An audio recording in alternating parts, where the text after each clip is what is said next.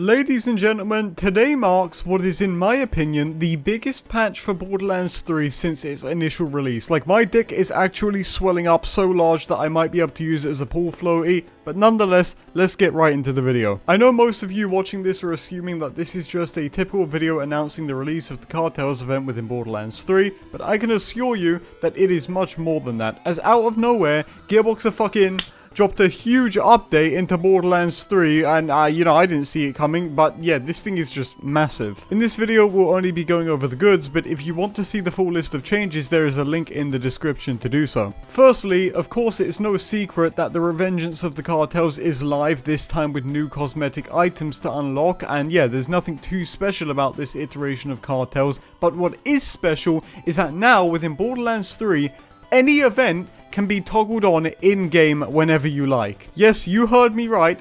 Any event can be toggled on from the main menu in Borderlands 3 starting today. So not only is Cartels permanent, but so is Bloody Harvest, so is Broken Hearts Day. This is absolutely bonkers. This is an absolute huge change which players have been begging for since the very start of Borderlands 3's first run-in with events, so for Gearbox to finally listen is a big relief, but also a little worrying. The reason why I think this is worrying is because now that these events are permanent, it begs the question, will we see new seasonal events this year and next, but also, will those events be brand new? I think we all know the only correct answer here, but of course we'll have to see when it rolls around next time. But let's waste no time and get straight into the next one. So following this tremendously good news, get the red arrows ready because we've got even more coming up here. The level cap has been upped to 72. This was something I just recently discussed with other Borderlands creators, and my thought at the time was that if Gearbox are going to up the level cap, it'd need to be something significant, and it would have to happen if the events would be permanent, and if we were about to run into a meta shift, which we are, and I'll talk about that more soon. This is a very, very powerful move by Gearbox here, as with the new events being made permanent, a level cap was surely needed in order to generate some form of longevity with the content, because let's face it, Borderlands players at this point are like fucking termites, they just chew through everything in like a week. This also means I get to remake all of my builds for more ad revenue, so thank you Papa Mario for keeping me out. But in all seriousness, I really do believe that this is going to be a great change for BL3 and might even attract some of the old players back for the sake of nostalgia, which is always a good thing. But moving on, we have some banger news here as crossplay is finally here in Borderlands 3, and it feels like most of these changes are just appearing out of thin air, but I gotta say, I love it. Now, ladies and gentlemen, do remember that crossplay only affects every platform minus PlayStation because Sony are massive fucking pricks! Like the cactus.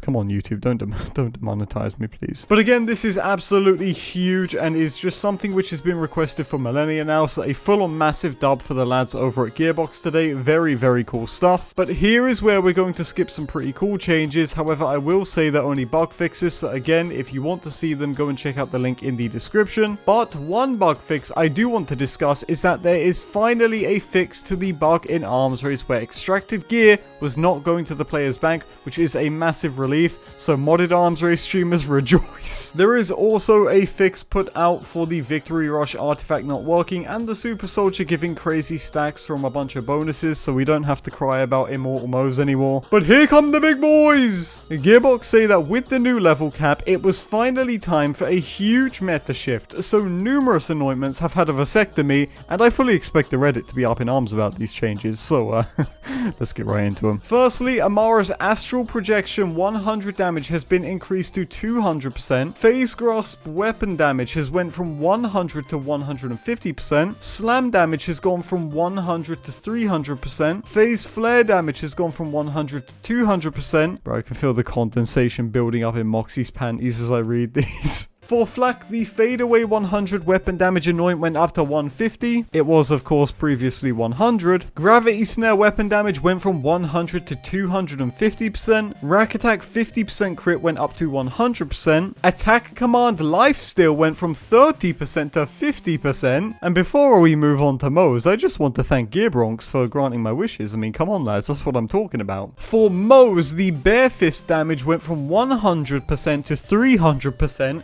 So So obviously the Borderlands movie filming has Randy all excited because now we can all fist people. Salamander damage has went from 100 to 200%. Railgun damage went from 100 to 150. Grenade launcher damage went from 100 to 200%, so a quick fucking double bubble there. Rockets went from 100 to 150 like the Ultra Chad it is. Iron Cub weapon damage went from 100 to 150. And finally, the next two mags fire rate and crit had the crit damage taken from 20% all the way up to 100%, which is pretty damn massive. Do I know what any of those numbers mean? Nope.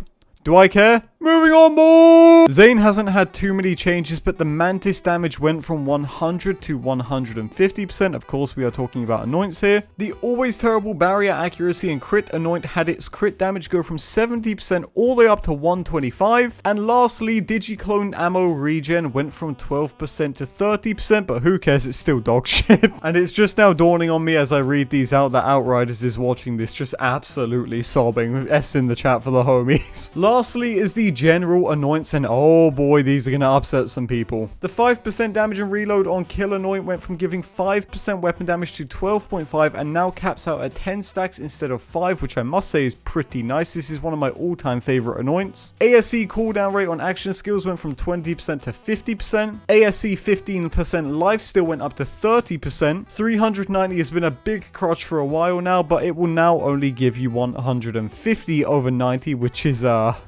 oi oi oi. URAD went from 150% bonus rad to 100 instead, which is oi oi oi. And Consecuts got given a 100 stack limit, and for my Mo's build, I mean that doesn't really make a difference, so yeah, whatever. ASE Splash went down from 200 to 125, which is... And finally, ASA 200 went down to 100. So as I've already said, this is only scratching the surface on all of the changes in this update, but how on earth? Gearbox just pushed out one of its biggest, most impressive updates whilst also pushing out a 6-week course of hot fixes leading up to it, and I just can't comprehend this. So everybody at Gearbox, props to you guys. Props to you indeed. Now, obviously, the main stars of this patch are going to be the level cap, the perma events, and crossplay. But let me know what you guys think has the biggest dick in the room by leaving a comment down below. And yeah, that's about it. See you later, you little bastards.